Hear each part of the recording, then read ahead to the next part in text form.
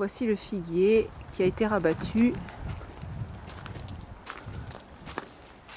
Et donc vous voyez, il faut faire des tailles comme ceci, des tailles bien nettes et bien au ras de l'écorce pour que l'arbre puisse après cicatriser tout seul et recouvrir comme ceci le bourrelet.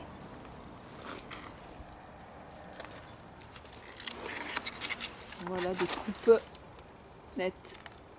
Voilà, ça c'est une fausse fourche, ça va donner, ça va casser après à la... Exactement, en vieillissant, Donc, ça va casser. Voilà, et une coupe bien franche en mettant la lame bien sûr toujours du côté de la plante.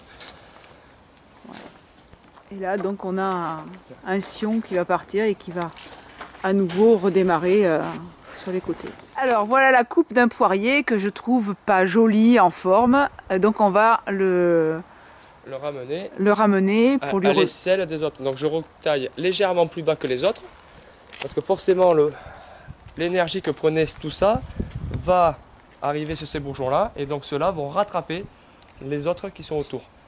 Tous les bourgeons qui sont autour, donc sur la branche charpentière, sont des bourgeons, potentiellement des bourgeons à fleurs. Donc à fleurs, donc à fruits. Donc à fruits, exactement. Ok. Bon, voilà pour le poirier. Ça là. Le poirier là, il n'y a pas trop de... Tac. Toujours enlever le bois mort. Et après vous verrez enlever... Non, elles sont... raccourcies. Et celle-là est trop longue, ouais. Voilà, raccourcir aussi celle-là aussi, pas de beaucoup, mais voilà. Il faut que ce soit une homogénéité.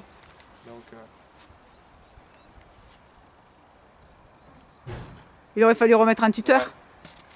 Et donc on va lui remettre un tuteur. Parce que ça c'est du stress au niveau du tronc, et il faut savoir que du coup comme la sève passe sous l'écorce, en ayant le stress, donc il y a une élasticité qui se fait sur l'écorce, et du coup la sève a beaucoup plus de mal à passer puisque l'écorce peut craqueler à cause du vent qui prend. De toute façon on dit, hein, les premières années, il faut toujours, tant qu'ils ne sont pas bien implantés, et donc et les tuteurs toujours face au vent.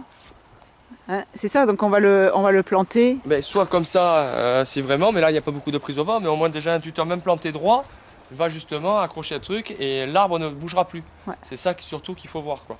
Donc, okay. Maintenant on va passer à la taille des pommiers, parce que les pommiers, eh bien ça se taille, sinon ça pousse, il y en a partout. Alors la taille des pommiers, ça se passe comment, Julien? La taille des pommiers, donc tout simplement c'est pareil, c'est un peu comme la base du poirier. Il ne faut pas avoir peur de tailler. Donc on essaie de garder des branches charpentières, comme on appelle, et c'est la même chose. Tous les bourgeons, quand petits comme ça, sont des bourgeons potentiellement, on voit bien qu'ils sont beaucoup plus gros et poilus, et qui sont des bourgeons potentiellement à fleurs, donc à fruits. On enlève les branches d'en dessous, ça ne sert à rien. Et les astes, donc comme à la vigne, on peut appeler ça des astes, qui sont des grandes branches. Donc on peut voir par exemple ici, vont être recoupés sévèrement en côte pour favoriser des bourgeons floraux qui donneront dans 2 ans. D'accord. Tout simplement. Donc on taille déjà pour l'automne qui n'arrive pas cette année, mais l'automne qui arrivera l'année prochaine. Donc là on peut le voir, voilà, tous les astes, vous voyez, je les coupe très courts. Donc après on voit déjà que les branches ont courbé comme ça, puisqu'il y a eu beaucoup de fruits en bout.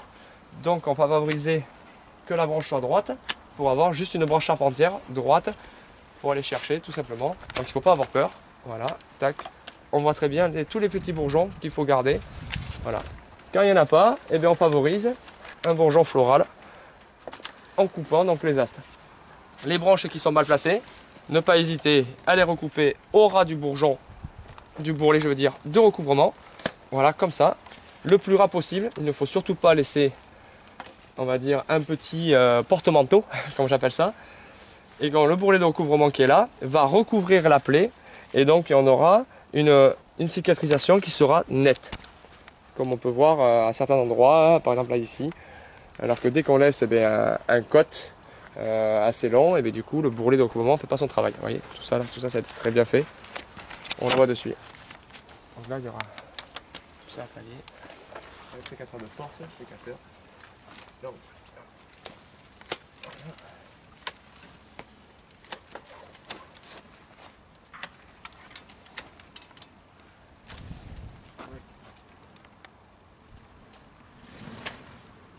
Donc c'est ce qu'on appelle des coupes intelligentes, hein. Les arbres fruitiers, ça se taille pas comme ça à l'emporte-pièce. Ah oui, c'est sûr. C'est sûr. Il y a toujours... Mais c'est une explication... Et donc la meilleure période pour la taille, c'est de à peu près de... Dès que les feuilles sont tombées, jusqu'au premier bourgeon. D'accord. Donc au bourgeon à feuilles. C'est-à-dire que dès que... Donc ça va être jusqu'à mars, en fonction des saisons. Ça peut être février, comme ça peut être avril, si on a des hivers plus longs ou des hivers plus courts. Même dans les régions très froides, on peut tailler quand même au mois de janvier ou... Ah oui. Voilà. Je veux dire, le fait de tailler tôt ne va pas lancer la... Non. Ce qui va lancer la reprise, ça va être vraiment le climat. C'est-à-dire ça va être vraiment les températures, justement. Regardez par exemple dans tous les vergers où sont les producteurs, ils ont déjà commencé à tailler. Dans les vignes, ils ont déjà commencé à tailler. Alors qu'on peut très bien attendre jusqu'au dernier moment pour tailler. Mais là, on taille pour faire du propre, pour qu'on puisse passer et avoir un jardin qui est beaucoup plus lumineux, tout simplement, parce qu'il peut y avoir aussi d'autres plantes en dessous qui ont besoin de cette lumière l'hiver, puisque l'été, elles n'en ont pas. D'accord. Et donc on peut en profiter également en ce moment pour distribuer de l'engrais organique. Ah ouais, donc à tous les fruitiers, c'est la bonne période. Là c'est la bonne période. Il y a le compost des toilettes sèches. Voilà. Et puis on a mis de la corne et du sang desséché. Et puis là on va mettre donc... et là je viens de mettre du guano. C'est très bien parce que ça ne sert à rien de mettre du chimique si on n'a pas mis l'amendement organique. Pour les gens qui mettent du chimique, je parle bien sûr. Hein. Ouais, ici il n'y a pas de chimique. Voilà, ici. exactement. Mais c'est la structure, la banque du sol, l'organique. C'est ce qui va garder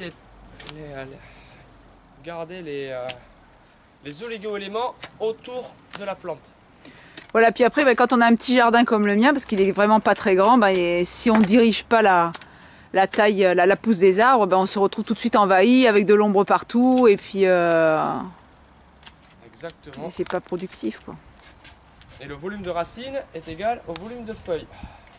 Donc en faisant une taille sévère, on fait un déséquilibre et donc derrière, les fruits qui seront moins nombreux parce qu'on a taillé seront plus gros puisqu'il y a plus d'énergie au niveau racinaire qui monteront au niveau des bourgeons.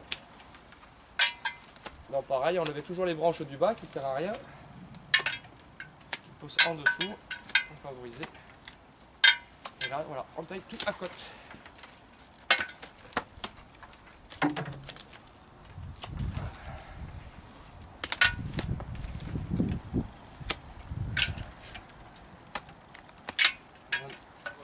Et bien sûr, blanc arboricole, très important.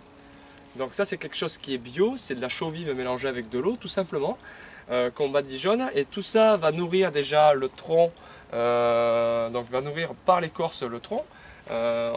Ça nourrit tellement bien qu'on voit même sur certaines variétés carrément les troncs qui éclatent de bonheur. C'est comme ça que je dis, parce qu'ils en ont, donc ça va enlever les maladies, ça va enlever les insectes qui se sont mis l'hiver sous des petites blessures qu'il y a eu de fait, donc tout ça, ça va les tuer.